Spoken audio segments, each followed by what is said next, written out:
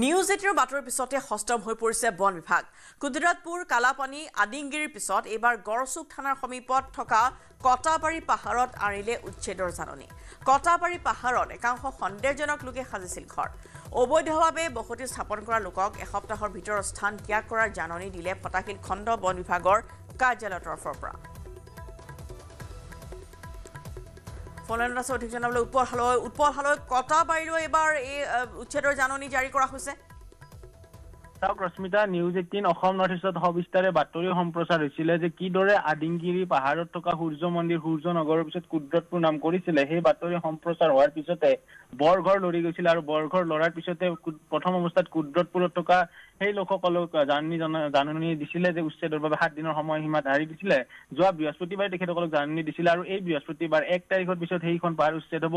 ঠিক একেদৰে পৰৱৰ্তী পৰ্যায়ত কালাপানীত প্ৰায় 600তকৈ অধিক সন্দেহজনক লোকে টিঙৰে ঘৰ বা সাজিছিলে, যিসকল লোকে বহু লোকে কৈছে যে গৰাখহনীয়াত আহিছে। আৰু আমি যেতিয়া গ্ৰাউণ্ড জিৰ' ৰিপৰ্ট কৰিব গৈছিলো তেতিয়া আমি বিভিন্ন স্থানত দেখিছিলো যে সেই ঘৰসমূহৰ কোনো ধৰণৰ স্বত্বাধিকাৰী নাই, সেই সকল লোক কোনো কাৰণতে ভূমিহীন নহয়। গুৱাহাটী মহানগৰীৰ নিচিনা আদিংগিৰি কালাপানীৰ নিচিনা স্থানত তেখেতসকলে মাটিসমূহ বিঘাই বিঘাই দখল কৰি ৰাখি থৈ দিছে।